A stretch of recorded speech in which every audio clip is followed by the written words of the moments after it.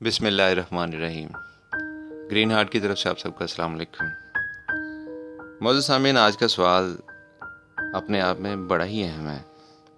ہمیں صرف یقین کے ساتھ اس کی پریکٹس کرنی پڑے گی اور ہمیں انالیسس کرنا پڑے گا، تو پھر ہماری زندگی میں آدھی سے زیادہ کنفیوژن جو لوگوں کے ساتھ ڈیلنگ کی ہوتی ہے وہ انشاءاللہ سولو ہو جائے گی۔ سوال شروع کرنے سے پہلے آپ سب سے ریکویسٹ ہے ہمارے چینل کو سبسکرائب کر لیں۔ آج کا سوال ہے، وہ بات تو کہنی چاہیے جسے دل صحیح مان رہا ہے۔ واسف صاحب اس کے جواب میں کہتے ہیں، وہ بھی نہ کہو۔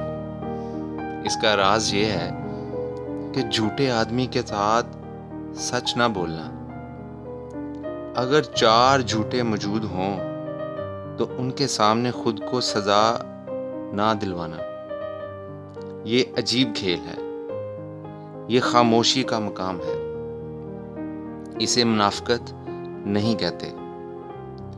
دوسری بات یہ ہے کہ سچے آدمی کے ساتھ جھوٹ نہ بولو۔ اس بات کو سمجھو، یہ جلدی میں کرنے والا صحیح فیصلہ نہیں ہے، بلکہ آرام سے کرنے والا ہے۔ انسان کو پہچانے بغیر یہ نہ کرنا کہ اسے قرآن سنانے لگ جاؤ، یہ اچھی بات نہیں ہے۔ پہلے انسان کو پہچانو، پھر یہ دیکھو کہ آپ نے اس سے کیا بات کرنی ہے۔ عالی قدر کول، اگر آپ کے پاس اسٹیٹ کا، حکومت کا ایک راز ہے تو آپ خواہ مخواہ اسے دشمن کے سامنے بیان نہ کرنا۔ اسے یہ نہ کہہ دینا کہ میں پاکستان سے آیا ہوں اور اس مشن پہ آیا ہوں۔ تو یہ کون سی دانائی ہے؟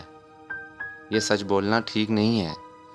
تو آپ پہلے پہچانو، اپنے آپ کو پہچانو اور یہ دیکھو کہ تمہارے پاس کیا چیز ہے اور اسے پہنچانا کہاں پر ہے۔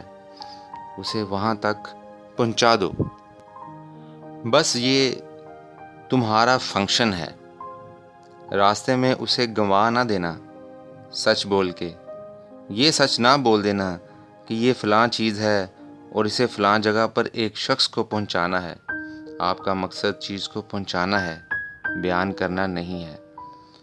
آپ نے قوم کی کشتی کو دریا کے کنارے لگانا ہے، یہ نہیں کرنا کہ کوئی لیکچر بیان کر کے چیز کو ضائع کر لو۔ باتیں کرنے کا وقت نہیں ہے، کام کرو۔ اگر اتنا نسخہ آزما لو تو زندگی آسان ہو جائے گی۔ لہٰذا جھوٹے کے ساتھ سچ نہ بولو۔ جھوٹے سے اگر دوستی کرنی ہے تو اسے سچا بناؤ۔ یہ الٹیمیٹ آخری بات ہے کہ جھوٹوں کے ساتھ دوستی بند کرو۔ اگر آپ جھوٹے کے ساتھ دوستی ترک نہیں کر سکتے تو تم کون سی افلاطونیت کر رہے ہو؟ تو اسے چھوڑ دو۔ اگر جھوٹے سے رشتہ نہیں توڑ سکتے تو پھر خاموش رہو۔ معزز سامعین، جیسا کہ میں نے پہلے بھی کہا کہ یہ وہ سوال ہے جس سے ہماری زندگی کی آدھی کنفیوژن جو لوگوں کے ساتھ ہم نے پوری زندگی میں ڈیلنگ کرنی ہوتی ہے، اس جواب کا غور و فکر کرنے کے بعد ہماری حل ہو جائے گی۔